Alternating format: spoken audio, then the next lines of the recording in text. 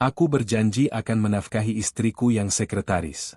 Aku tidak tahu, dialah pemilik perusahaan yang selama ini menggajiku. Subscribe, like, dan komen, hadir, dulu ya sebelum kita masuk ke ceritanya. Divisi Pemasaran Sastrawijaya Group adalah lantai neraka yang disamarkan dengan baik. Lantai 23 itu selalu sibuk, dipenuhi dering telepon dan derap langkah terburu-buru. Di pusat neraka itu duduk Boni, direktur divisi yang perutnya membuncit dan suaranya selalu diambang teriakan. Pagi itu, Boni memanggil semua manajernya, termasuk Randu. Oke, dengar, kata Boni, bahkan tidak repot-repot menatap mereka. HR mengirim kita pengganti Rina. Namanya, siapa? Dia melirik kertas di mejanya. Ana. Dia akan jadi sekretaris divisi. Bantu-bantu. Pintu terbuka, dan, Ana, masuk. Randu, yang berdiri di barisan belakang, mengamatinya. Gadis itu tampak biasa. Sangat biasa. Kemeja putih polos yang sedikit kebesaran, rok span hitam standar, dan kacamata berbingkai tipis yang membuatnya tampak gugup. Dia menunduk, seolah berusaha tidak memakan terlalu banyak ruang. Ya, sudah. Sana, ke mejamu, usir Boni, melambaikan tangan seolah mengusir lalat. Dan tolong, jangan sampai saya harus mengajari kamu cara membuat kopi. Rekan-rekan manajer lain tertawa kecil dan kembali ke kubikel mereka. Ana berdiri canggung di tengah ruangan, tidak tahu harus kemana. Randu menghela napas. Dia tidak pernah suka cara Boni memperlakukan bawahan. Dia menghampiri gadis itu. Hai, saya Randu, manajer pemasaran digital, katanya ramah. Meja kamu di sebelah sana, di luar ruangan Pak Boni. Ana mengangkat wajahnya. Matanya, di balik kacamata itu, jernih dan tajam. Terima kasih, Pak Randu. Panggil saja Randu. Di sini kita informal, kecuali kalau Pak Boni sedang kumat, bisik Randu, yang membuat Ana tersenyum tipis. Hari pertama Ana adalah baptisan api. Boni sengaja melempar 3 tumpuk proposal vendor ke mejanya. Sortir ini. Buat ringkasannya. Saya mau di meja saya sebelum makan siang. Dan jangan salah ketik. Randu melihat itu dari ruangannya. Mustahil pekerjaan itu selesai dalam 3 jam untuk orang yang baru pertama kali melihat format proposal mereka. Pukul 11:30, Randu keluar dan melihat Ana masih terkubur di balik kertas, jelas panik. Boni keluar dari ruangannya. Sudah selesai, Ana? Saya tidak menggaji kamu untuk melamun. Sedikit lagi, Pak. Datanya. Saya tidak mau dengar alasan. Pak Boni, Randu memotong, melangkah maju. Biar saya bantu cek. Kebetulan ini proposal untuk tim saya juga. Mungkin ada data yang bisa saya bantu verifikasi.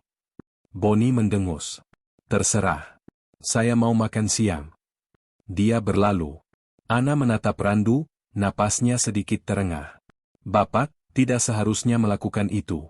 Nanti Pak Boni marah. Dia selalu marah, kata Randu ringan. Sudah, mana yang bikin bingung? Kita kerjakan sama-sama. Selama 1 jam berikutnya, mereka duduk berdampingan. Randu terkejut.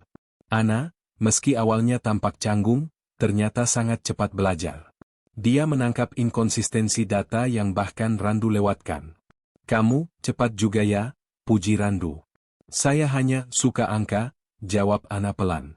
Di balik meja kerjanya, Anastasia Sastrawijaya, CEO Sastrawijaya Group, membuat catatan mental pertamanya. Randu. Manajer digital. Punya integritas. Berani melawan Boni untuk bawahan baru. Menarik. Menjadi sekretaris Boni berarti jam kerja adalah ilusi. Pria itu sering melempar pekerjaan revisi mendadak pukul 5 sore dan menuntutnya selesai keesokan pagi. Ini membuat Randu, sebagai manajer yang idenya paling sering, direvisi, baca, disabotase, ikut terjebak. Sudah 3 minggu Ana bekerja di sana. Kantor sudah gelap, hanya menyisakan lampu di area divisi pemasaran. Jam menunjukkan pukul 9 malam. Sialan, umpat Randu pelan di kubikelnya, memijat pelipisnya. Dia menatap layar laptopnya. Angka-angka di laporan proyek kuartal ini tidak masuk akal. Laporan dari tim Boni dan laporan dari tim keuangan tidak sinkron. Ada kebocoran dana, dan Boni sengaja menyalahkan tim digital milik Randu atas proyeksi yang gagal. Masih di sini, Pak? Randu mendongak. Ana berdiri di samping mejanya, membawa 2 cangkir kertas. Ana? Saya pikir kamu sudah pulang, kata Randu, berusaha tersenyum. Kamu nggak perlu lembur kalau saya yang lembur. Saya tahu. Tapi Pak Boni minta saya merapikan arsip. Sama saja, katanya. Dia menyodorkan 1 cangkir kopi saset. Maaf, pantry eksekutif sudah dikunci. Ini cuma dari dispenser. Randu tertawa kecil. Ini penyelamat hidup. Dia menyesap kopi instan yang kemanisan itu. Terima kasih. Ana melirik layar Randu. Datanya, aneh ya, Pak? Randu terkejut. Kelihatan, ya? Angka pengeluaran iklan digital tidak sesuai dengan data akuisisi pelanggan. Seperti ada yang memanipulasi biaya per kliknya, kata Ana, menunjuk 1 baris di spreadsheet. Randu membeku. Dia menatap Ana. Itu, observasi yang sangat tajam, Ana. Kamu yakin cuma lulusan D3 sekretaris? Ana tampak panik sesaat. Oh, saya cuma sering baca artikel online tentang pemasaran. Maaf kalau lancang. Tidak. Tidak sama sekali. Randu buru-buru berkata. Dia menggeser kursinya. Coba lihat sini. Menurutmu, di mana letak manipulasinya? Selama 2 jam berikutnya, mereka berdua membungkuk di depan komputer. Ana, dengan dalih, menebak, menunjukkan Randu cara melacak jejak data yang dihapus dan membandingkannya dengan logistik vendor. Dia memberi Randu amunisi yang dia butuhkan untuk melawan Boni di rapat besok. Pukul 11 malam, pekerjaan itu selesai. Laporan baru tercetak, rapi, dan anti kerut. Ana, kamu luar biasa, kata Randu, tulus. Kamu baru saja menyelamatkan tim saya. Kita satu tim, kan, Pak? Kata Ana lembut. Randu menatapnya dalam cahaya lampu neon yang temaram. Dia baru sadar Ana tidak secanggung yang dia kira.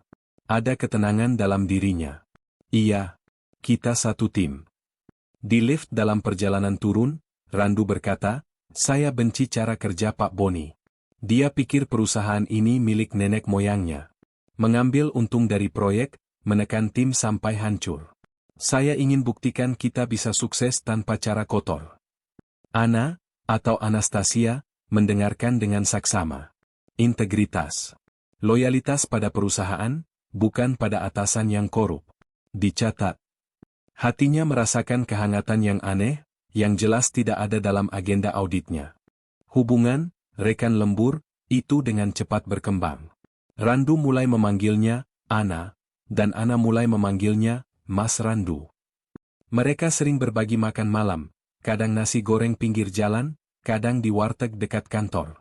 Randu menemukan bahwa dia menikmati kesederhanaan Ana. Di dunia korporat yang penuh kepalsuan, Ana terasa nyata. Dia tidak pernah mengeluh soal gaji, tidak pernah bergosip, dan tidak pernah memamerkan apapun. Suatu malam, setelah lembur yang sangat parah, hujan turun deras. Mereka terjebak di lobi. Sial, saya bawa motor, kata Randu, menatap air yang tercurah. Kita bisa naik bus, usul Ana. Randu tertawa. Seorang manajer Sastrawijaya naik bus? Kenapa tidak? Kering dan murah, kata Ana sambil tersenyum. Mereka akhirnya berlari kecil menembus gerimis ke halte bus terdekat. Di dalam bus yang setengah kosong dan berbau lembab, mereka duduk bersebelahan, bahu mereka bersentuhan. Randu memandangi profil Ana yang menatap keluar jendela. Ana, panggilnya pelan. Ya, Mas? Kamu, betah kerja di bawah Pak Boni? Ana menoleh. Selama ada teman yang baik, saya betah di mana saja. Saya serius, kata Randu. Saya tahu saya belum mapan. Saya masih manajer. Gaji saya cukup, tapi tidak mewah. Saya masih mencicil apartemen studio saya. Ana mengerutkan kening. Kenapa Mas Randu tiba-tiba bicara soal ini? Randu menarik napas dalam. Bus berhenti di lampu merah. Karena saya suka kamu, Ana. Saya suka ketulusan kamu. Saya suka caramu melihat dunia. Kamu nggak materialistis, nggak seperti perempuan lain yang saya kenal. Hujan di luar semakin deras, menutupi keheningan di antara mereka. Saya tahu ini mungkin gila, lanjut Randu, suaranya pelan namun mantap. Saya belum kaya. Saya cuma manajer biasa. Tapi saya janji, saya akan kerja keras. Saya akan bahagiain kamu. Tangan Randu meraih tangan Ana. Hangat. Saya akan biayai hidup kamu. Kamu nggak perlu khawatir lagi soal apapun. Saya janji. Bagi Anastasia Sastrawijaya, yang tagihan kartu kredit bulanannya bisa membeli apartemen Randu secara tunai, pernyataan itu adalah hal paling absurd sekaligus paling romantis yang pernah dia dengar. Membiayai aku? Batinnya. Dia ingin tertawa. Tapi yang keluar adalah air mata yang menggenang di pelupuk matanya. Pria ini, dengan gaji yang mungkin hanya 1/1000 dari dividen hariannya, berjanji akan menafkahinya. Pria ini tulus. Dia tidak melihatnya sebagai CEO. Dia melihatnya sebagai Ana, si sekretaris sederhana. Dia telah menemukan apa yang dia cari. Saya percaya, Mas, bisik Ana, balas menggenggam tangan Randu. Saya percaya. Hubungan mereka melaju cepat. Bagi Randu, Ana adalah kepingan yang hilang. Bagi Anastasia, Randu adalah jangkar di tengah lautan kepalsuan yang dia selami. 1 bulan setelah pengakuan di bus, Randu melamarnya. Bukan di restoran mewah dengan cincin berlian. Tapi di apartemen studionya, setelah mereka selesai memasak mie instan dengan telur. Ana, ayo kita nikah, kata Randu tiba-tiba, masih memegang sumpit. Ana yang sedang meniup mie-nya, hampir tersedak. Mas, ini, cepat sekali. Kenapa harus menunggu, kata Randu. Aku sayang kamu. Kamu sayang aku. Hidup ini singkat. Ini adalah bagian tersulit bagi Ana. Dia harus memperkuat penyamarannya. Mas, sebelum Mas melangkah lebih jauh, aku harus jujur, kata Ana, menunduk. Aku yatim piatu. Aku datang ke Jakarta sendirian. Aku nggak punya siapa-siapa lagi di dunia ini. Ini adalah kebohongan yang direncanakan dengan rapi. Secara teknis, orang tuanya memang sudah meninggal. Dia hanya lupa menyebutkan bahwa mereka mewarisinya seluruh Sastrawijaya Group. Randu, alih-alih ragu, malah tersenyum lembut. Dia meletakkan sumpitnya dan memegang kedua tangan Ana. Bagus, katanya. Bagus? Ana mendongak, bingung. Iya, bagus. Berarti sekarang, kamu punya aku. Aku keluarga kamu. Kamu nggak perlu sendirian lagi. Minggu depannya, pada hari Jumat pagi, mereka pergi ke kantor urusan agama, KUA. Pernikahan itu jauh dari kata mewah. Randu mengenakan kemeja batik terbaiknya. Ana mengenakan kebaya putih sederhana yang dia beli seharga Rp200.000 di Tanah Abang. Saksi mereka hanya 2 teman Randu dari divisi akuntansi, yang tidak dekat dengan Boni, dan seorang marbot masjid. Pak Darmo, CEO kepercayaan Anastasia yang selama ini menjadi penghubung rahasianya, hampir pingsan ketika diberitahu rencana ini. Dia menawarkan diri menjadi wali hakim, namun Ana menolak. Semakin sedikit yang terlibat, semakin aman, katanya lewat pesan terenkripsi. Ijab kabul diucapkan dengan satu tarikan napas oleh Randu. Lancar dan mantap. Saat penghulu berkata, sah, Randu menoleh ke Ana dengan senyum terlebar yang pernah Ana lihat. Mereka resmi menjadi suami istri. Tidak ada resepsi. Tidak ada pesta. Mereka hanya kembali ke apartemen studio 21 meter persegi milik Randu. Selamat datang di istana kita, Nyonya Randu, kata Randu, menggendongnya, sedikit canggung, melewati pintu. Ana memeluk leher suaminya. Dia melihat sekeliling. Apartemen ini, dengan sofa bed dan dapur kecil, mungkin lebih kecil dari walk-in closet di penthouse-nya. Tapi saat Randu menurunkannya dan mencium keningnya, Anastasia Sastrawijaya merasa ini adalah tempat paling mewah di seluruh dunia. Dia merasa pulang. Hari Senin, status mereka berubah, tetapi rutinitas kantor tetap sama. Gosip menyebar lebih cepat daripada email memo. Gila, si Randu. Baru sebulan kenal, langsung nikah sama sekretaris baru? Cinta lokasi kilat. Paling juga nggak tahan lama. Pintar juga si Ana, dapat tangkapan Meneer. Bonnie adalah yang paling vokal. Dia memanggil Randu ke ruangannya. Randu, Randu. Saya akui seleramu, efisien, katanya sinis. Tapi dengar, saya nggak mau ada drama suami istri di divisi saya. Paham? Ana profesional, Pak, kata Randu dingin. Bagus kalau begitu. Bonnie lalu keluar dari ruangannya, menatap Ana yang sedang menyortir surat. Dan kamu, Ana. Jangan mentang-mentang kamu sekarang, Nyonya Meneer, pekerjaanmu jadi lambat. Kamu tetap sekretaris saya. Sekarang, buatkan saya kopi. Randu mengepalkan tangannya di bawah meja, wajahnya memerah. Dia ingin sekali meninju Bonnie. Tiba-tiba, dia merasakan tangan Ana menyentuh lengannya di bawah meja, sangat singkat. Sebuah isyarat untuk tenang. Ana berdiri. Baik, Pak Bonnie.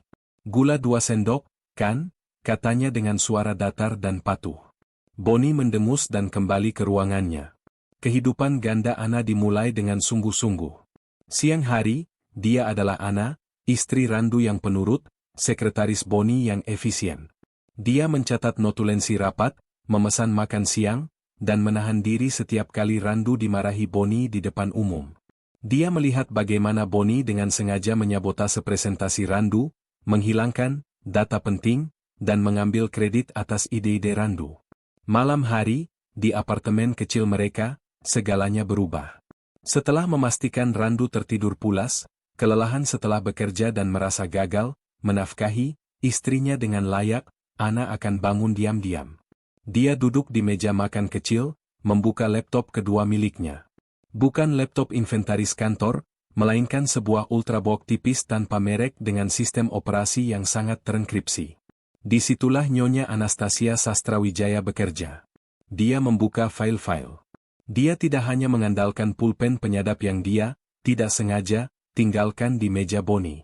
Dia kini memiliki akses back-end ke server perusahaan, berkat jabatannya sebagai sekretaris, yang memberinya akses fisik ke ruang server di lantai 23. Auditnya hampir selesai. Di layar, terpampang diagram aliran dana. Bonnie tidak bekerja sendiri.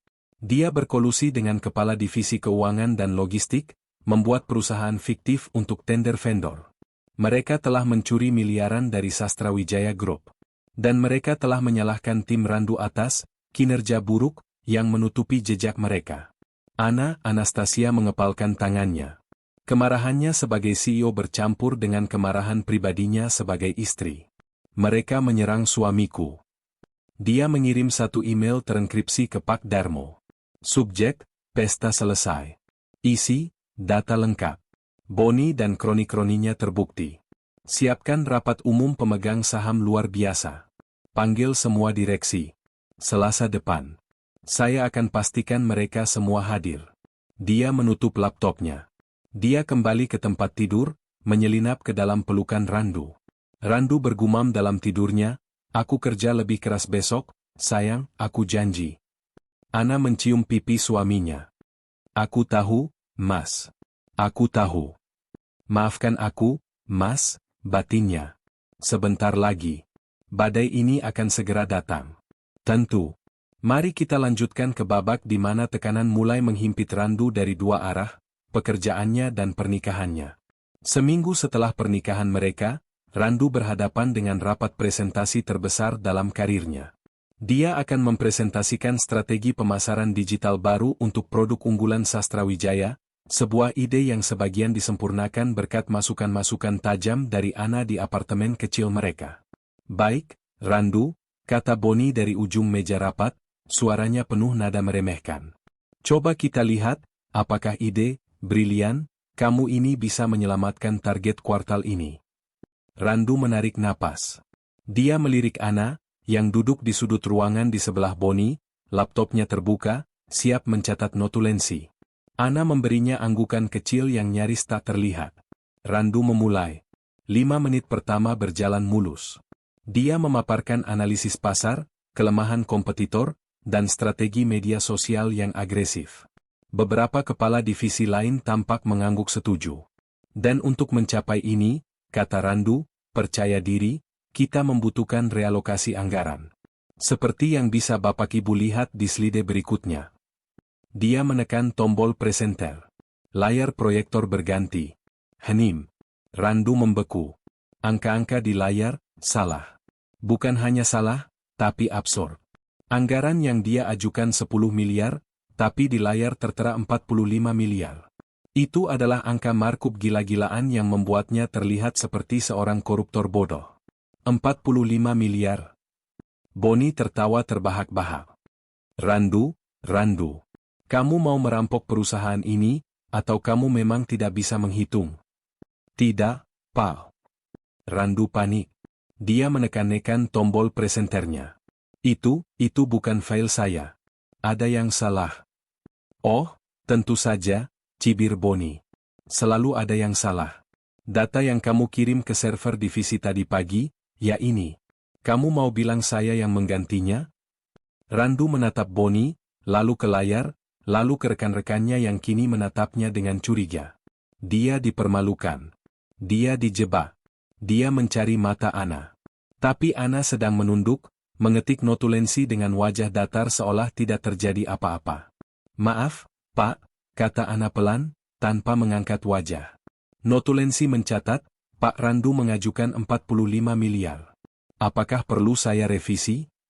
Ucapan, profesional, itu terasa seperti tamparan bagi Randu. Dia merasa sendirian di ruangan itu. Cukup, kata Boni.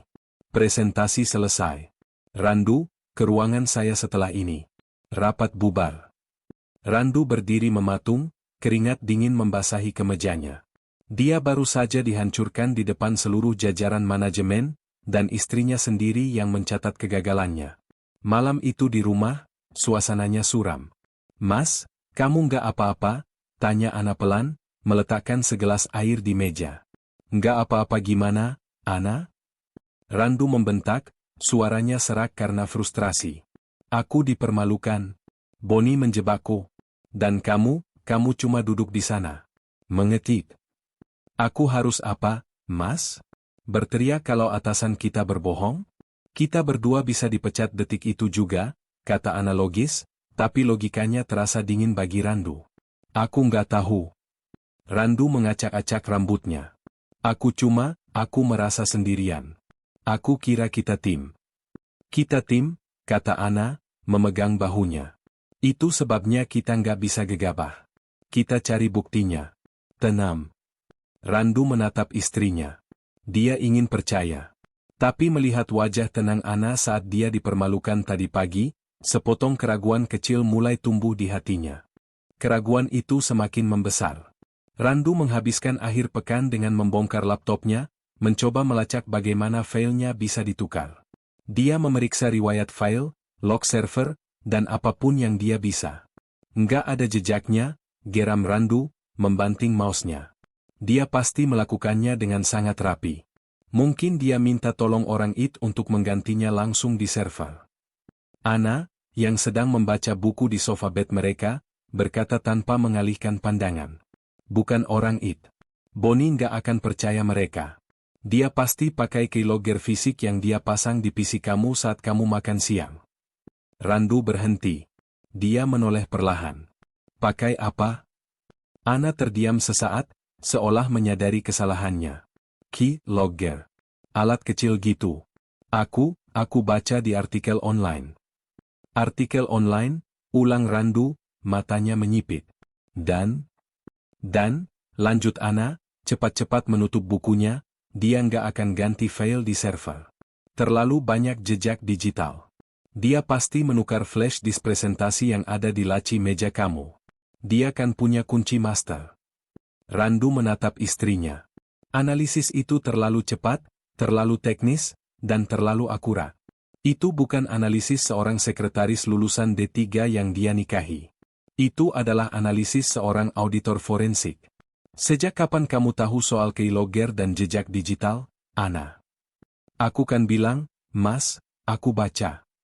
Ana bangkit, suaranya sedikit meninggi. Kamu kenapa sih? Aku kan cuma coba bantu. Kamu nggak coba bantu, sergah Randu. Kamu terdengar seperti kamu tahu persis apa yang dia lakukan. Kamu tahu, Ana? Kamu tahu Boni akan melakukan itu? Tentu saja tidak. Lalu kenapa kamu diam saja di rapat itu? Karena aku sekretarisnya. Apa yang bisa aku lakukan? Randu membuang muka. Dia merasa pusing. Kamu aneh, Ana. Kadang-kadang kamu terdengar seperti orang lain. Aku istrimu, Mas, kata Ana lirih, wajahnya terluka. Randu menghela napas, merasa bersalah karena telah membentak. Maaf, sayang. Aku cuma stres berat. Ide kamu soal flash disk, itu masuk akal. Besok aku akan coba cari cara membuktikannya. Dia memeluk Ana, tapi rasanya berbeda. Dia memeluk istrinya, namun di benaknya terngiang suara dingin dan analitis yang baru saja keluar dari mulut Ana. Siapa sebenarnya yang kunikahi? Beberapa minggu berlalu. Ketegangan di antara mereka sedikit mereda, tapi kecurigaan Randu tidak pernah benar-benar hilang. Dia sekarang bekerja di bawah pengawasan ketat Boni, setiap laporannya diperiksa 3 kali. Suatu Selasa siang, Randu berencana mengajak Ana makan siang di luar untuk memperbaiki suasana. Dia berjalan ke meja Ana di luar ruangan Boni. Meja itu kosong. Lihat Ana, tanyanya pada staf lain. Oh, tadi Nyonya, maksud saya Ana, jawab staf itu gugup, tadi dia izin keluar. Katanya Pak Boni minta dia antarkan dokumen ke klien di Hotel Grand Sastrawijaya. Randu mengerutkan kening. Grand Sastrawijaya? Hotel bintang 5 termewah milik grup mereka? Sekretaris mengantar dokumen ke sana? Biasanya itu tugas kurir atau office boy. Rasa tidak nyaman menjalari perutnya. Dia tahu dia seharusnya tidak, tapi dia harus. Saya izin makan siang, katanya pada rekan kerjanya, lalu langsung menuju lift. Dia memacu motornya ke Grand Sastrawijaya. Jantungnya berdebar kencang. Dia merasa bodoh. Untuk apa dia melakukan ini? Mencurigai istrinya sendiri? Dia masuk ke lobi hotel yang megah. Aroma lili dan kopi mahal memenuhi udara. Dia melihat sekeliling. Tidak ada Ana. Dia merasa lega sekaligus konyol. Saat dia hendak berbalik pergi, matanya menangkap sesuatu di eksekutif lounge di lantai mezanin, area yang dibatasi beludru merah dan hanya untuk tamu VVIP. Di sana, di sofa kulit yang mewah, duduk istrinya. Tapi itu bukan Ana yang dia kenal. Ini adalah wanita lain. Ananya yang selalu memakai kemeja katun sederhana, kini mengenakan blus sutra berwarna navy blue yang tampak sangat mahal. Rambutnya yang biasa diikat ekor kuda kini tergerai rapi membingkai wajahnya. Dia tidak memakai kacamatanya. Dan dia tidak sendirian. Di hadapannya, duduk Pak Darmo, CEO Sastrawijaya Group. Pria nomor 2 di perusahaan, sosok yang ditakuti semua orang, yang bahkan Boni bungkukan badannya. Randu menyaksikan dari balik pilar marmer. Jantungnya serasa berhenti. Ini bukan percakapan antara CEO dan sekretaris. Bahasa tubuh mereka salah. Pak Darmo terlihat patuh.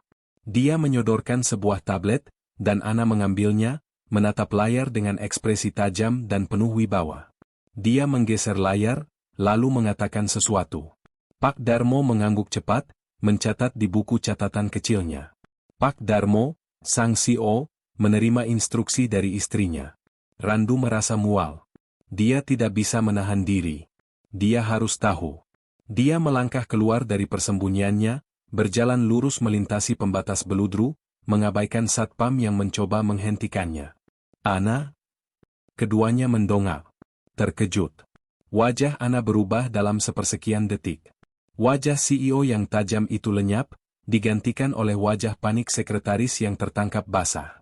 Dia buru-buru memakai kembali kacamatanya yang tergeletak di meja. Mas Randu, ngapain di sini, gagapnya.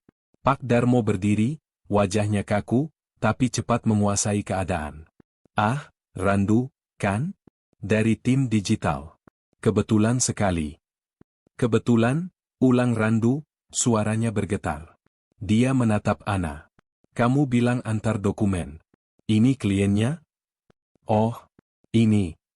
Ana memutar otak, matanya liar mencari kebohongan. Ini Pak Darmo. Mas, kenalkan. Beliau paman jauh saya. Iya, paman dari Solo. Kebetulan lagi ada urusan di Jakarta, jadi saya traktir makan siang. Iya kan, Paman? Ana menatap Pak Darmo dengan tatapan memohon. Pak Darmo, sang CEO yang legendaris, mengangguk kaku. Betul. Saya pamannya. Senang bertemu kamu, Randu. Randu menatap mereka bergantian. Kebohongan itu sangat buruk, sangat konyol, hingga terasa seperti hinaan. Paman jauh? Pak Darmo adalah CEO perusahaan mereka. Apa Ana pikir dia sebodoh itu? Paman, ulang Randu, suaranya mati rasa. Dia menatap istrinya, wanita yang tidur di sebelahnya setiap malam, wanita yang dia janjikan untuk dinafkahi. Saya mengganggu. Maaf, kata Randu pelan. Selamat menikmati makan siangnya, Paman. Dia berbalik. Dia berjalan keluar dari lobi hotel yang dingin itu, tidak merasakan apa-apa selain kehampaan. Dia baru saja menyadari satu hal, istrinya adalah seorang pembohong yang sangat ulung. Sejak insiden hotel, Randu menjadi cangkang bagi dirinya sendiri. Di rumah, dia nyaris tidak berbicara. Dia tidur membelakangi Ana. Setiap sentuhan dari istrinya terasa seperti racun. Kebohongan, Paman jauh, itu terngiang-ngiang di kepalanya. Di kantor, dia bekerja seperti robot. Dia tidak lagi peduli pada intrik Boni. Dia hanya ingin menyelesaikan hari dan pulang ke neraka kecilnya. Tapi Boni belum selesai dengannya. Boni merasa panas. Entah kenapa, beberapa minggu terakhir, audit internal bergerak semakin agresif. Beberapa vendornya mulai diselidiki. Dia butuh pengalih perhatian. Dia butuh kambing hitam besar untuk mengakhiri semua ini. Dan Randu, yang kini depresi dan tidak fokus, adalah target yang sempurna. Boni merencanakan langkah terakhirnya. Dia tidak hanya akan menyabotase Randu, dia akan menjebaknya atas kejahatan yang Boni lakukan. Menggunakan akses remote ilegal yang dia miliki ke komputer Randu, sesuai tebakan Ana, Boni melakukan transfer data. Pada pukul 23.47 malam, saat Randu dan Ana sedang tidur dalam keheningan yang canggung, Boni mengirim seluruh data tender sensitif proyek ekspansi baru perusahaan ke alamat email kompetitor. Dia melakukannya dari akun Randu. Pukul 9 pagi berikutnya, kekacauan terjadi. Divisi Keamanan Siber menyerbu lantai 23. Randu Setiawan, teriak kepala keamanan. Ikut kami. Sekarang. Randu, yang sedang menatap kosong ke layar komputernya, mendongak bingung. Ada apa? Jangan banyak tanya. Dia digiring melewati meja Ana. Ana berdiri, wajahnya pucat pasi. Mas, ada apa? Randu hanya menatapnya, matanya kosong. Kamu pasti tahu, kan, Ana? Di ruang interogasi HR, Randu duduk di bawah lampu yang terlalu terang. Di seberangnya duduk kepala keamanan dan Boni, yang memasang wajah prihatin palsu. Pak Randu, kata kepala keamanan. Tadi malam, pukul 23.47, terdeteksi ada pengiriman data tender rahasia Sastrawijaya Group ke server milik kompetitor. Log menunjukkan, pengiriman itu dilakukan dari akun Anda. Darah serasa surut dari wajah Randu. Apa? Itu tidak mungkin. Saya di rumah jam segitu. Saya tidur. Oh, iya, kata Boni, suaranya pura-pura terkejut. Randu, saya nggak menyangka kamu bisa sejam ini. Kamu kecewa karena presentasi kamu gagal, lalu kamu mau menghancurkan perusahaan? Anda yang menjebak saya, teriak Randu, akhirnya amarahnya meledak. Anda yang menukar file presentasi saya. Jaga ucapan Anda, Pak Randu, kata kepala keamanan. Buktinya jelas. IP address Anda, akun Anda. Kami juga menemukan ini. Dia melempar beberapa lembar foto ke meja. Foto-foto itu adalah foto Ana yang sedang berbicara dengan Pak Darmo di lobi Grand Sastrawijaya. Foto yang diambil dari CCTV hotel. Istri Anda, seorang sekretaris divisi, bertemu rahasia dengan CEO, kata kepala keamanan. Dan sekarang, Anda, suaminya, membocorkan data perusahaan. Ini terlihat seperti konspirasi yang sangat rapi. Randu terenyak di kursinya. Dia dijebak dari segala sisi. Boni tidak hanya menjadikannya kambing hitam atas pembocoran data, dia menggunakan kebohongan Ana sebagai motifnya. dia tidak bisa membela diri. Jika dia bilang dia tidak tahu apa-apa soal pertemuan itu, dia akan terlihat seperti suami bodoh yang dimanfaatkan istrinya. Jika dia bilang dia tahu, dia akan dianggap sebagai kaki tangan.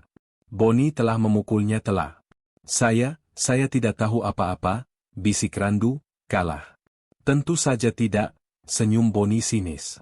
Satpam, tahan dia di ruangan ini sampai tim legal datang. Randu duduk di ruang holding HR selama 3 jam. Tidak ada ponsel. Tidak ada komputer. Hanya ada dinding putih dan keheningan yang memekakkan telinga. Dia hancur. Dalam sebulan, dia telah kehilangan segalanya. Harga dirinya, karirnya, dan pernikahannya. Dia dikhianati oleh atasannya dan, yang lebih menyakitkan, oleh istrinya. Dia merasa seperti orang paling bodoh di dunia. Pintu terbuka. Bukan tim legal. Seorang wanita berpakaian rapi yang tidak dia kenali. Randu Setiawan, katanya dengan suara formal. Anda dipanggil menghadap Dewan Direksi. Di lantai 30. Randu mengangkat kepalanya. Lantai 30? Lantai 30 adalah tempat suci. Tempat mitos. Kantor pemilik. Kantor CEO, Anastasia Sastrawijaya. Sosok, hantu, yang katanya baru kembali memegang kendali perusahaan, sosok yang tidak pernah dilihat oleh siapapun di bawah level direktur utama. Kenapa? Tanya Randu lirih. Mau memecat saya di depan mereka semua? Tolong ikut saya, kata wanita itu, mengabaikan pertanyaannya. Randu berjalan seperti zombie. Dia dikawal ke lift VVIP. Lift itu melesat naik tanpa suara. Dia merasa seperti terpidana mati yang berjalan menuju tiang gantungan. Ini adalah akhir dari segalanya. Dia tiba di lobi lantai 30. Lantai itu sunyi, berlapis marmer Italia dan karya seni mahal. Jauh berbeda dari lantai 23 yang kacau. Saat dia berjalan di koridor, dia melihat Bonnie, yang juga tampak tegam, berdiri di luar pintu raksasa dari kayu mahoni. Bonnie menatapnya dengan pandangan menang. Lalu, Randu melihat Ana. Ana berdiri di ujung koridor, di dekat lift karyawan. Dia tampak berlari. Wajahnya cemas. Mas, panggilnya, suaranya tertahan. Randu berhenti, menatapnya dengan pandangan kosong. Mas, dengar, Ana meraih lengannya. Tangannya dingin. Apapun yang terjadi di dalam sana, tolong. Jujur saja. Katakan semua yang Mas tahu soal Bonnie. Semua kecurigaan Mas. Jangan takut padanya. Randu tertawa. Tawa kering yang pahit. Jangan takut? Aku akan dipenjara, Ana. Berkat kamu. Enggak, Mas. Percaya sama aku. Kamu harus. Percaya sama kamu? Randu menarik lengannya. Kamu pembohong? Aku nggak tahu kamu siapa. Apa, Paman Darmo, akan menyelamatkanmu juga? Wajah Ana pias, terluka oleh ucapan Randu. Pak Randu, panggil si wanita pengawal. Ruang rapat sudah siap. Pintu kayu mahoni itu terbuka. Bonnie tersenyum sinis pada Randu. Silakan masuk, pengkhianat. Mari kita hadapi sang ratu. Randu menarik napas terakhirnya, menatap Ana sekali lagi. Semua ini bohong. Dia melangkah masuk ke ruang rapat dewan, meninggalkan Ana yang berdiri membeku di koridor. Dia siap menerima nasibnya. Lantai 30 adalah dunia lain. Udaranya terasa lebih tipis, lantainya adalah marmer mengilap yang memantulkan cahaya dari jendela-jendela setinggi langit-langit yang memamerkan Jakarta dari angkasa. Tidak ada suara ketikan atau dering telepon. Hanya kesunyian yang mahal. Randu merasa kotor. Kemejanya lecek karena stres 3 jam di ruang interogasi. Dia berjalan di belakang wanita pengawal itu, merasa seperti seekor domba yang digiring ke penjagalan. Pintu kayu mahoni setinggi 3 meter itu terbuka tanpa suara. Ruang rapat dewan. Sebuah meja oval panjang dari kayu solid mendominasi ruangan. Di sekelilingnya duduk selusin pria dan wanita paruh baya berwajah kaku. Mereka adalah para direktur Sastrawijaya Group. Di salah satu sisi meja, Bonnie sudah duduk, tampak tegang namun penuh kemenangan. Di sisi lain, Randu melihat Pak Darmo, sang paman jauh, yang menatap lurus ke depan dengan ekspresi datar. Dan di ujung meja, menghadap jendela raksasa, sebuah kursi kulit hitam yang tinggi dan mewah, kosong. Itu adalah kursi CEO. Kursi Anastasia Sastrawijaya. Silakan duduk, Pak Randu, kata Pak Darmo, menunjuk kursi di seberang Boni. Ini adalah kursi pesakitan. Randu duduk. Dia merasa semua mata menilainya. Baik, Pak Darmo membuka rapat, suaranya yang berat memenuhi ruangan. Kita semua sudah menerima laporannya. Tuduhan serius telah diajukan terhadap Manajer Randu Setiawan. Boni berdeham, menikmati momen itu. Terima kasih, Pak Darmo. Seperti yang sudah saya sampaikan, ini adalah kasus pengkhianatan yang menyedihkan. Pak Randu, yang tampaknya tidak puas dengan kinerjanya. Boni mulai memaparkan buktinya. Log email. Data Timestamp. Semuanya menunjuk pada Randu. Dan yang paling memberatkan, lanjut Boni, nadanya pura-pura prihatin, kami menemukan bahwa istri Pak Randu, sekretaris saya Ana, telah melakukan pertemuan rahasia di luar sepengetahuan perusahaan dengan. Boni menoleh ke Pak Darmo. Dengan Anda, Pak CEO. Semua mata kini beralih antara Randu dan Pak Darmo.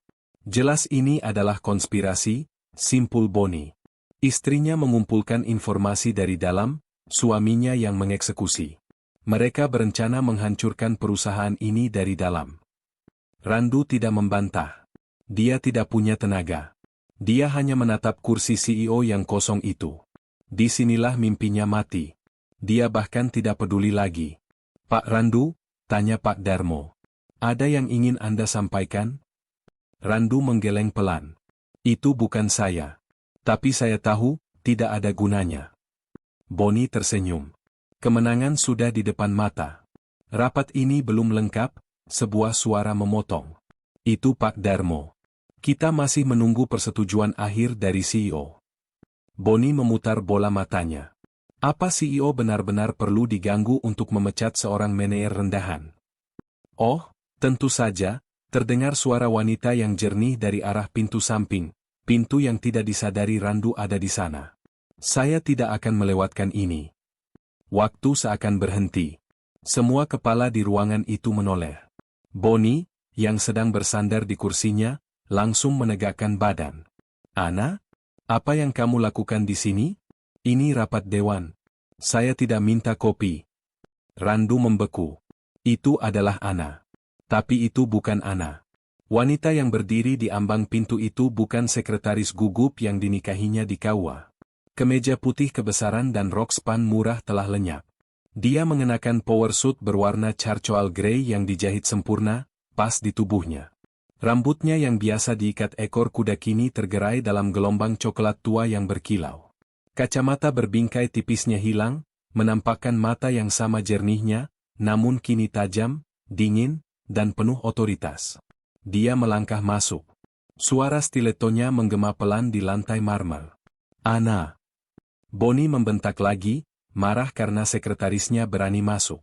Keluar. Kamu dipecat. Wanita itu mengabaikan Boni seolah dia lalat. Dia juga mengabaikan Randu, yang menatapnya dengan mulut setengah terbuka, seolah melihat hantu. Dia berjalan lurus, ke ujung meja. Pak Darmo berdiri dengan sigap, menarik kursi CEO yang kosong itu. Wanita itu duduk. Dia meletakkan sebuah tablet tipis di atas meja di depannya. Dia menatap lurus ke arah Boni, yang wajahnya kini pucat pasi, dipenuhi kebingungan yang mengerikan. Selamat pagi, Pak Boni, katanya. Suaranya adalah suara Ana, tetapi nadanya adalah milik orang lain. Nada seseorang yang terbiasa memberi perintah, bukan menerima. Silakan duduk. Rapat ini saya yang pimpin. Henim. Seseorang di meja itu menjatuhkan pulpennya, suaranya terdengar seperti ledakan. Boni tergagap. Ana. Apa-apaan ini? Pak Darmo berdiri di sebelah kursi itu. Hadirin sekalian, bagi yang belum pernah bertemu langsung. Izinkan saya memperkenalkan, CEO dan pemilik saham mayoritas Sastrawijaya Group, Ibu Anastasia Sastrawijaya. Randu merasakan seluruh darah di tubuhnya surut ke kaki. Dia mencengkeram lengan kursi.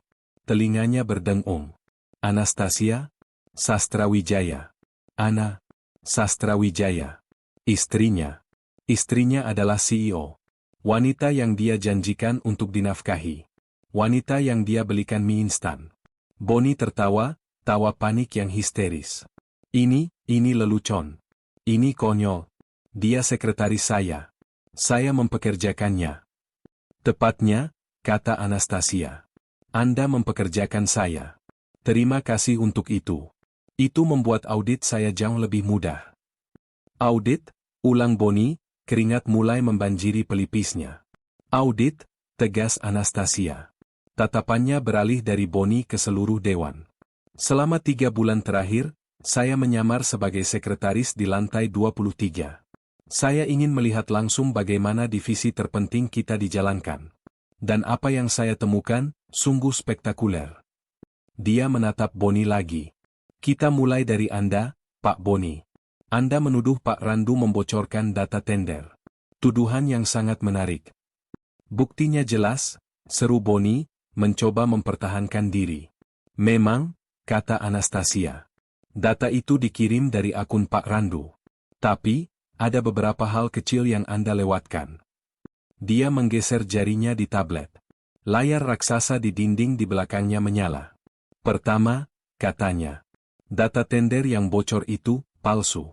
Itu adalah umpan yang saya buat sendiri.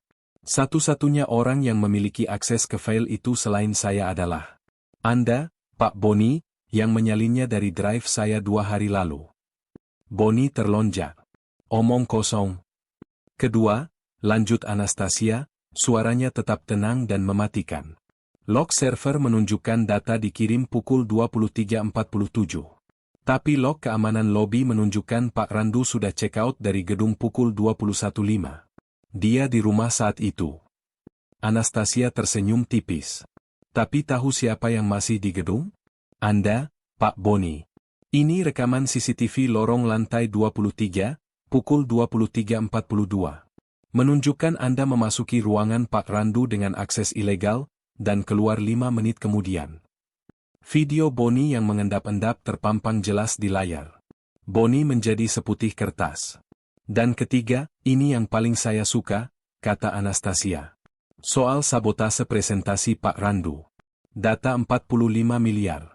Itu angka yang sangat spesifik, bukan? Kebetulan, itu adalah jumlah yang sama persis dengan yang Anda markup dari 3 vendor fiktif yang Anda buat atas nama keponakan Anda. Layar berganti, menunjukkan diagram alir dana. Nama perusahaan cangkang. Nomor rekening. Tanggal transfer. Semuanya. Saya tahu Anda menukar flash disknya, kata Anastasia. Sama seperti saya tahu Anda memasang keylogger di PC Pak Randu. Sama seperti saya tahu Anda menerima suap 2 miliar dari kompetitor kita bulan lalu, di restoran sate khas Senayan. Dia memutar rekaman audio. Suara Bonnie terdengar jelas, menegosiasikan harga. Pulpen perekam yang, tidak sengaja, saya tinggalkan di meja Anda minggu lalu, jelas Anastasia ringan. Daya tahannya luar biasa. Keheningan di ruangan itu begitu pekat hingga bisa diiris. Para direktur menatap Bonnie dengan jijik. Bonnie ambruk di kursinya. Tamat. Dia hancur. Randu menyaksikan semua ini dengan ngeri. Ini bukan istrinya. Ini adalah predator. Seorang ahli strategi yang dingin dan tanpa ampun. Wanita yang dia ajari cara membuat kopi saset itu baru saja membantai seorang direktur senior tanpa mengedipkan mata. Keamanan, kata Anastasia pelan. 2 petugas keamanan berseragam, yang telah menunggu di luar, segera masuk. Pak Bonnie, lanjut Anastasia.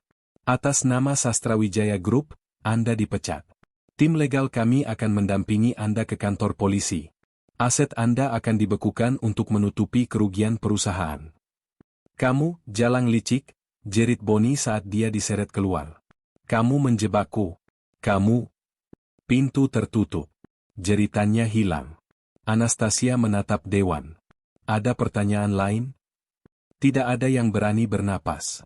Bagus. Dia berdiri. Rapat ditunda. Kecuali. Tatapannya akhirnya mendarat pada Randu, yang duduk membeku seperti batu. Anda, Pak Randu. Tetap di sini. Satu persatu, para direktur bergegas keluar ruangan, Tidak berani menatap Randu atau CEO baru mereka. Pak Darmo adalah yang terakhir.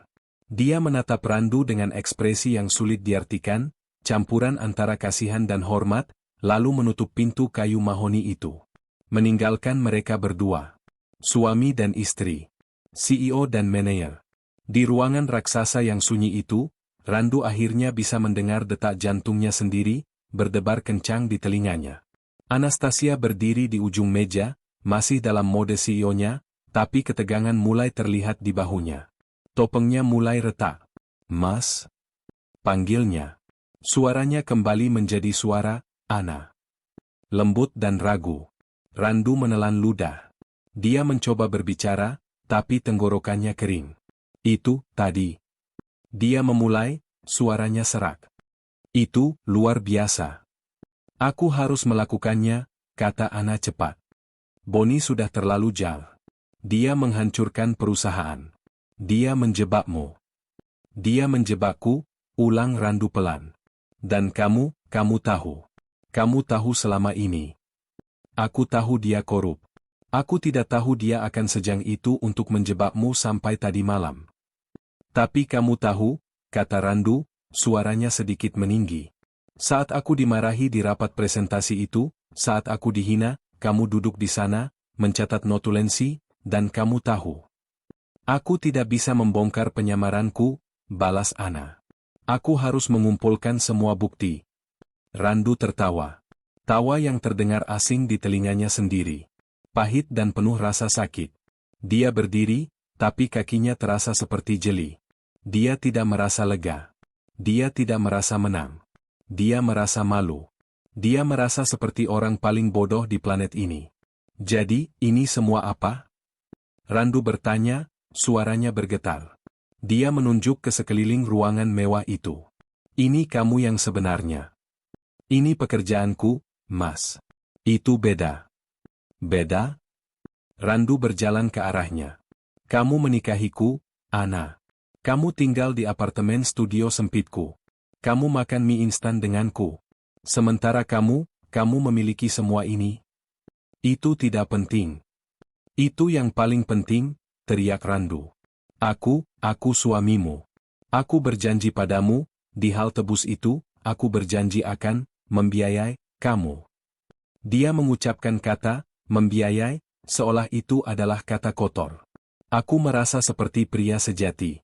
Aku merasa punya tujuan. Dan selama itu, kamu, CEO Sastrawijaya Group, menahan tawa melihat manajer bodohmu ini berlagak seperti pahlawan." "Tidak, Mas, tidak pernah." Ana melangkah maju, matanya berkaca-kaca. Dia mencoba meraih tangan Randu.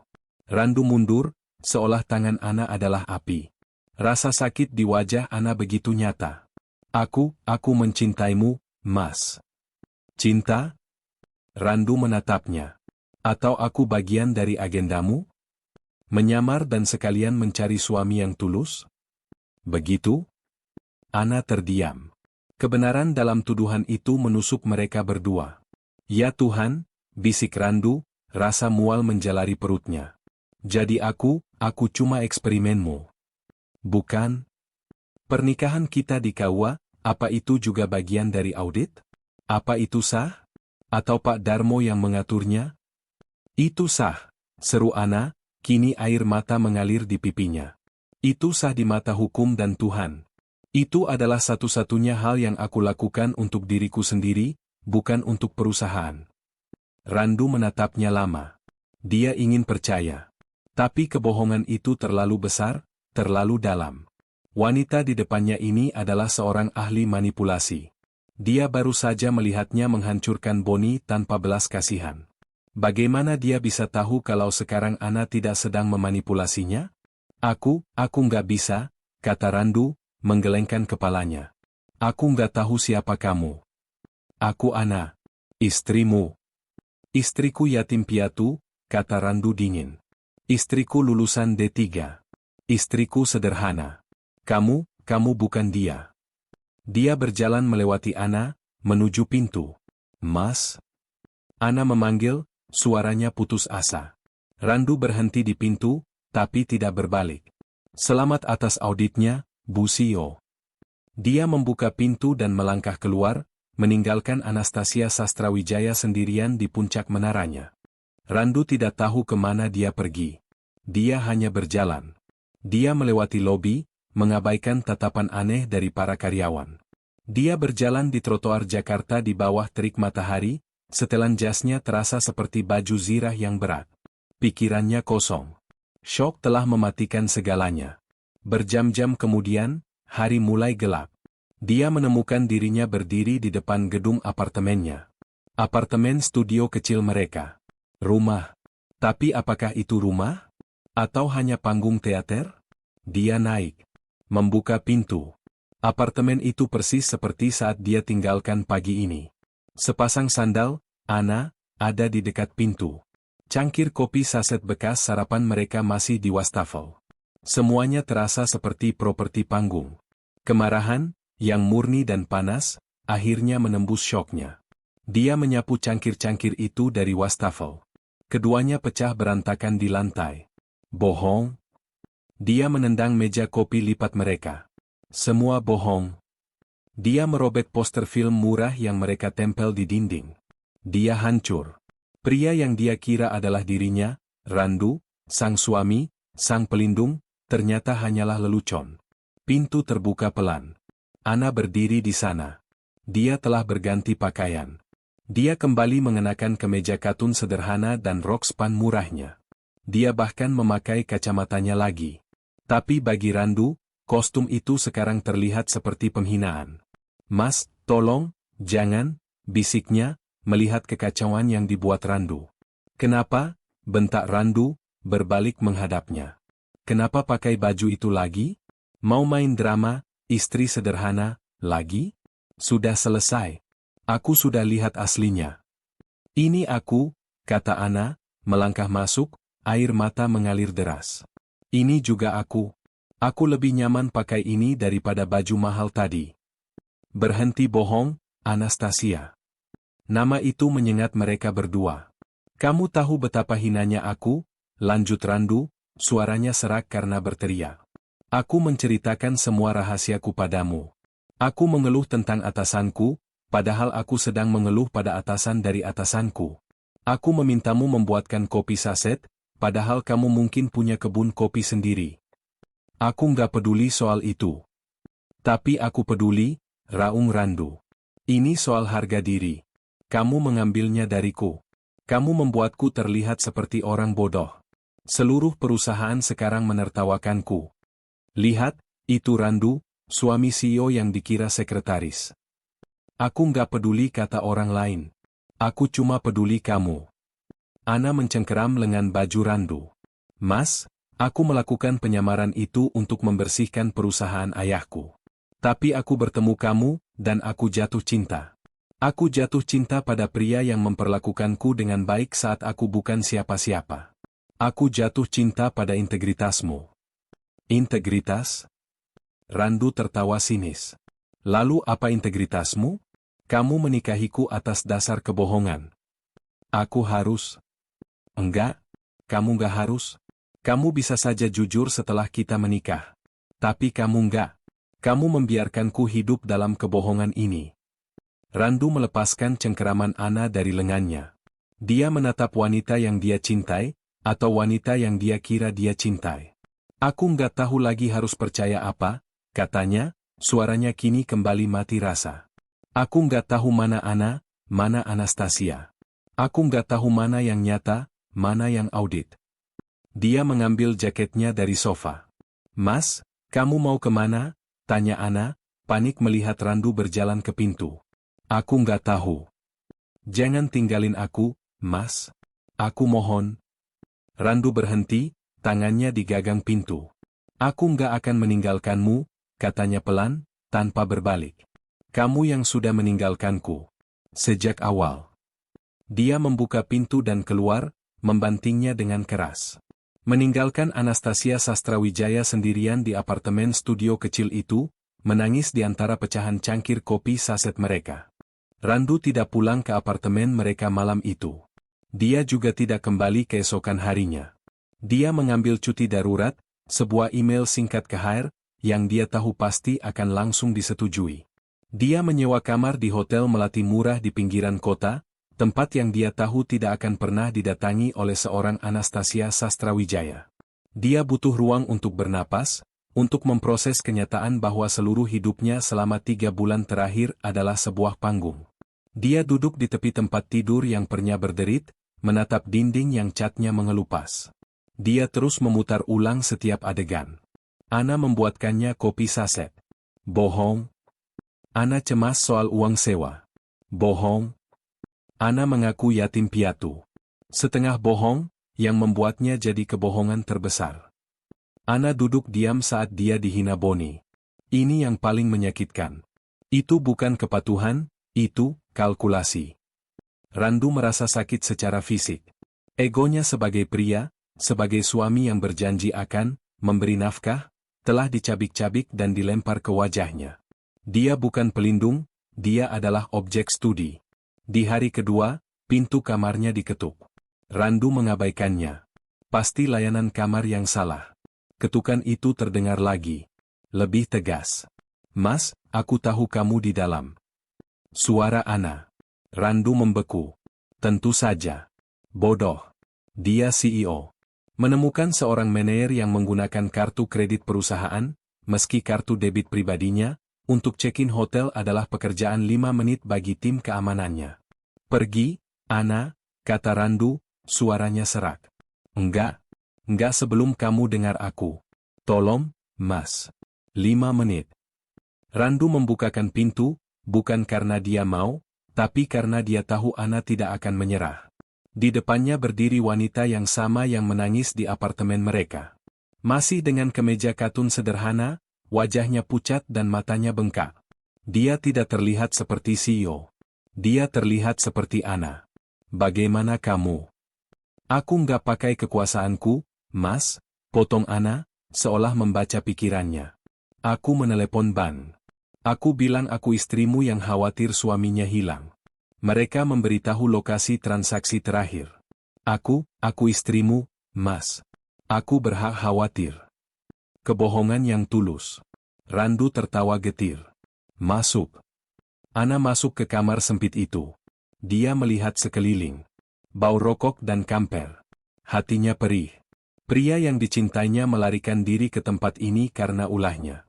Aku nggak akan minta maaf karena menyamar, Ana memulai, suaranya bergetar tapi tegas. Aku harus. Kamu harus menikahiku juga, sindir Randu. Dengar, kata Ana. Ayahku meninggal 6 bulan lalu. Dia meninggalkanku perusahaan yang di dalamnya penuh ular seperti Boni. Mereka menggerogoti warisannya. Aku nggak bisa percaya siapa-siapa. Para direktur lama? Mereka semua punya kepentingan. Dia duduk di satu-satunya kursi di ruangan itu. Aku lelah, Mas. Aku lelah dikelilingi orang yang hanya melihat Sastrawijaya di belakang namaku. Aku lelah dengan pria yang mendekatiku hanya untuk membicarakan investasi. Aku kesepian. Sangat kesepian. Matanya menatap Randu. Jadi, ya. Audit itu tujuanku.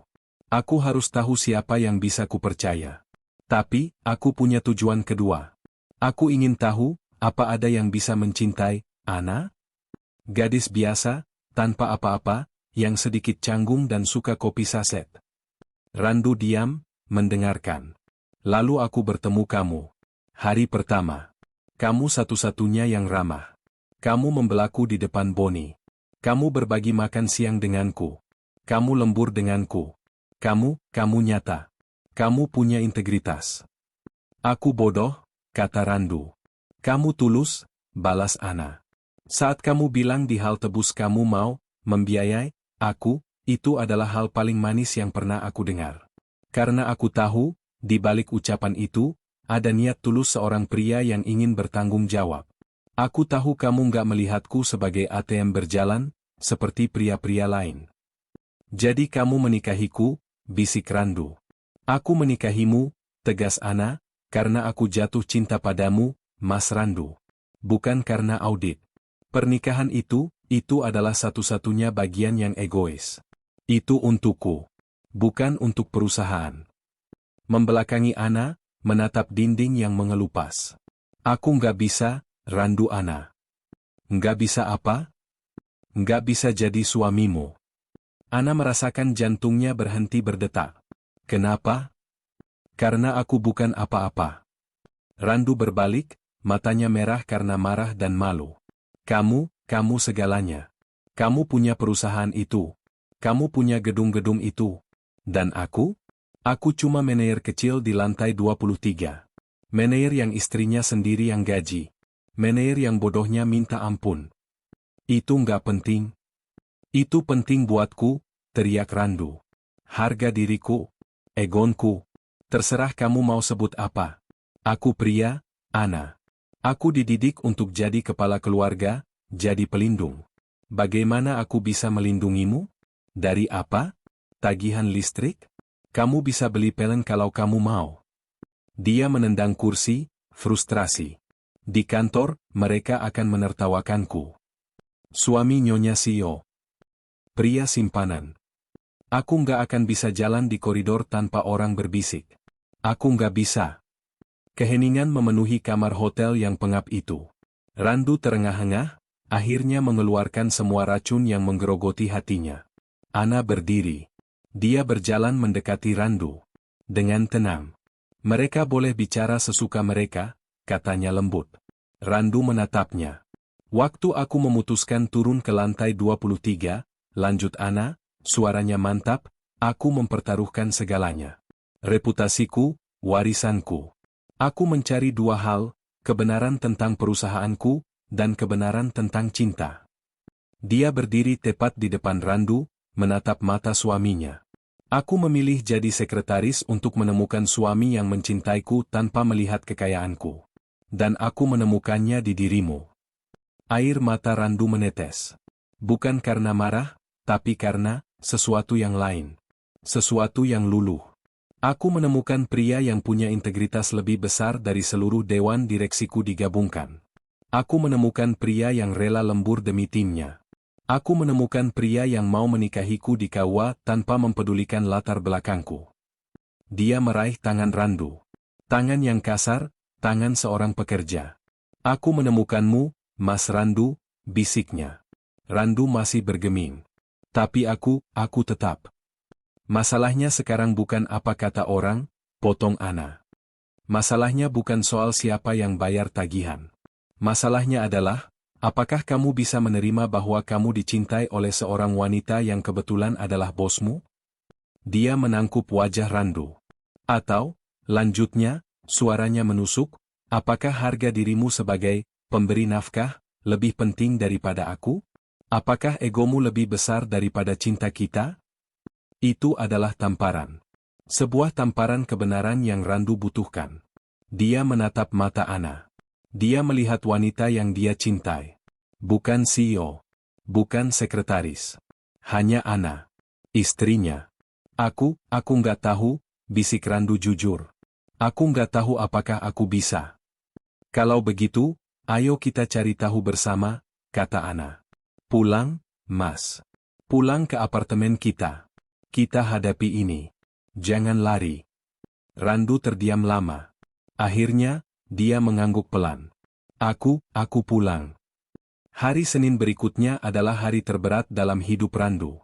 Dia telah berdamai, atau setidaknya, gencatan senjata, dengan Ana. Mereka tidur di ranjang yang sama, tapi ada jarak 1 jengkal di antara mereka. Jarak antara manajer dan CEO. Saat dia melangkah keluar dari lift di lantai 23, seluruh divisi terdiam. Semua orang. Obrolan di pantry berhenti. Suara ketikan terhenti. Seluruh mata tertuju padanya. Randu merasa telanjang. Lalu, seperti bendungan pecah, semuanya dimulai. Pertama, para penjilat. Rika, dari tim branding, yang dulu nyaris tidak pernah menyapanya, tiba-tiba menghambur.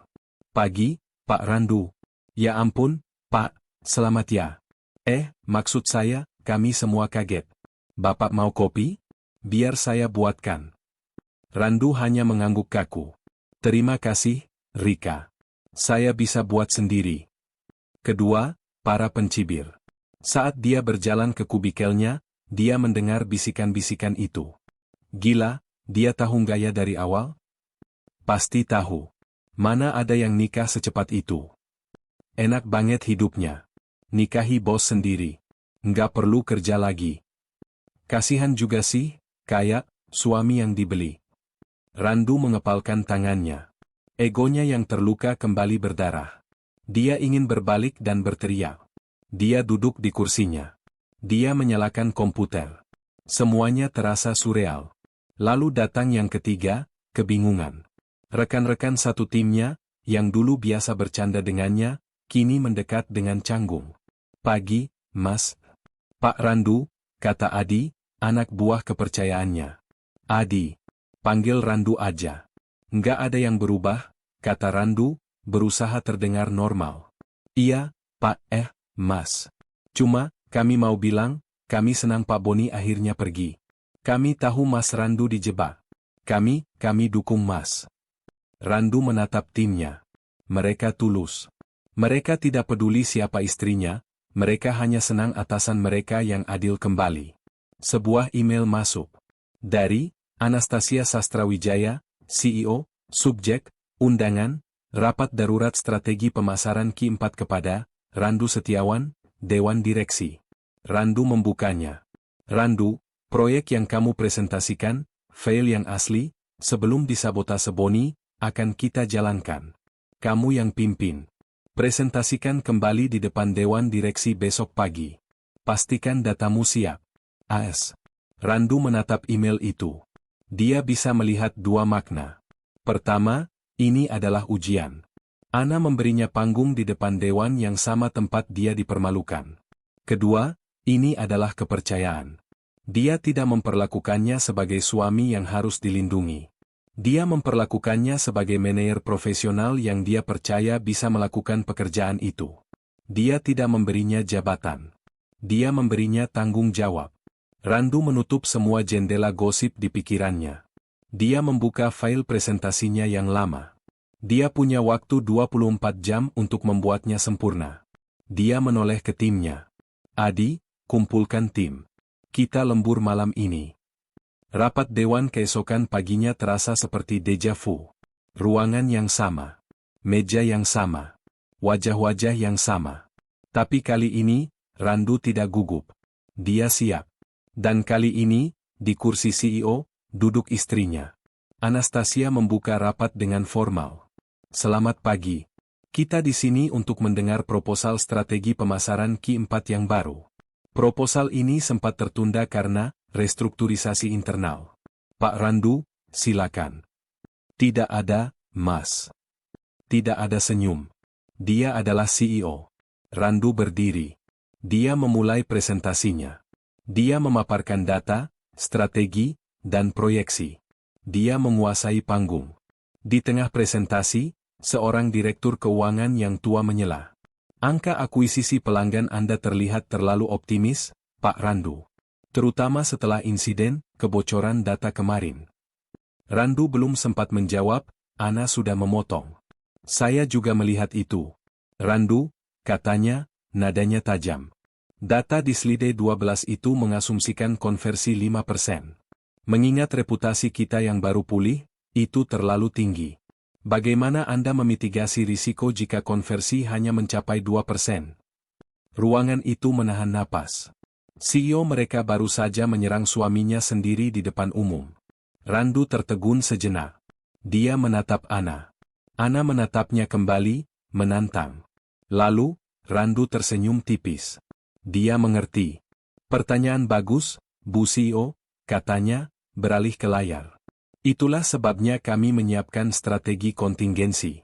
Jika kita beralih ke slide 13, saya sudah siapkan model budgeting untuk skenario 2%. Kita akan mengalihkan fokus dari akuisisi baru ke retensi pelanggan lama, yang biayanya 30% lebih murah.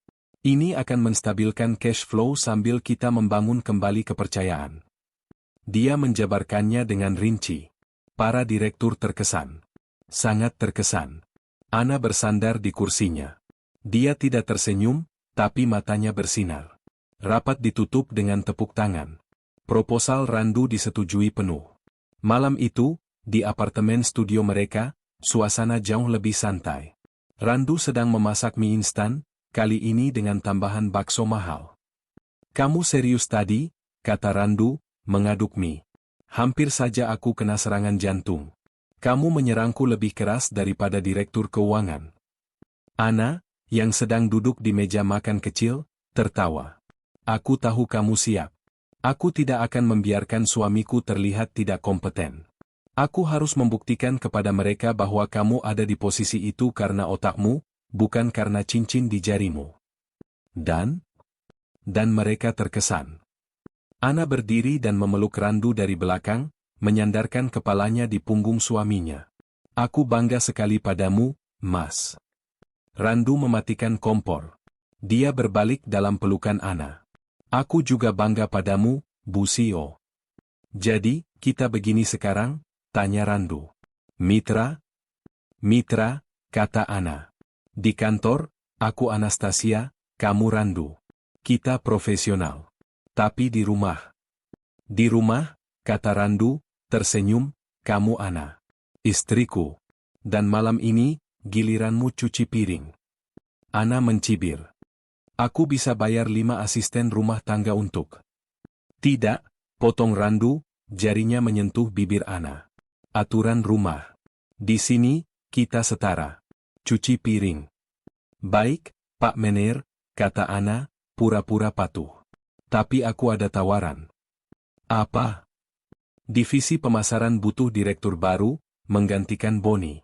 Posisi itu? Enggak, potong Randu tegas. Ana terkejut. Enggak? Tapi kamu pantas. Aku akan mendapatkan posisi itu, kata Randu. Tapi dengan caraku sendiri. Aku nggak mau promosi karena aku tidur dengan bos. Aku akan bekerja keras sampai semua direktur itu menuntutmu untuk mempromosikan aku. Sampai saat itu tiba, aku Mener Randu. Anastasia Sastrawijaya menatap suaminya. Inilah pria yang dia cintai. Integritasnya tak ternilai. Baiklah, katanya. Kalau begitu, Senior Mener Randu. Mie instan Anda sudah siap. 6 bulan kemudian. Banyak yang telah berubah. Randu, berkat kesuksesan proyek keempatnya, dipromosikan secara resmi menjadi Senior Mener Pemasaran, atas rekomendasi bulat dari Dewan Direksi.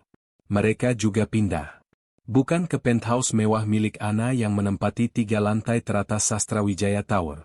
Aku nggak mau tinggal di kantor, kata Randu. Mereka membeli rumah yang nyaman di pinggir kota. Rumah dengan halaman kecil, 2 kamar tidur, dan dapur yang layak. Rumah yang mereka pilih bersama. Rumah yang cicilannya mereka bayar dari rekening bersama mereka. Sore itu, Randu pulang kerja.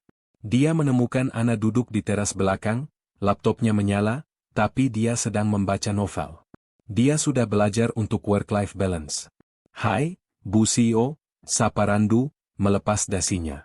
Hai, Pak Senior Mene, balas Ana, tersenyum. Dia menutup laptopnya. Hari yang berat? Selalu, kata Randu. Dia duduk di sebelahnya. Gajian. Oh ya, kata Ana. Aku sudah transfer, kata Randu. Dia mengeluarkan ponselnya, menunjukkan bukti transfer gajinya ke rekening bersama. Cukup untuk bayar cicilan rumah, tagihan, dan mungkin kita bisa beli kopi saset 1 dus? Ana tertawa. Dia bersandar di bahu Randu. Randu menghela napas. Maaf ya, cuma segini. Dia masih sedikit canggung dengan fakta bahwa gaji bulanannya mungkin setara dengan tagihan makan malam Ana dengan klien. Aku masih belum bisa membiayai kamu.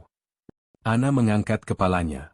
Dia menatap suaminya dengan tatapan serius, namun penuh cinta. Mas Randu, katanya. Uangmu ini, gaji hasil kerja kerasmu ini, adalah uang yang paling berharga buatku. Ini adalah bukti integritasmu. Bukti bahwa suamiku adalah pria terbaik yang aku kenal. Randu tersenyum. Ana lalu tersenyum jahil, membalikkan ucapan Randu berbulan-bulan lalu. Dan terima kasih, Mas, katanya. Gaji kamu ini, akan aku pakai untuk membiayai suamiku makan nasi goreng di warteg favorit kita malam ini. Kamu yang traktir, kan? Randu tertawa.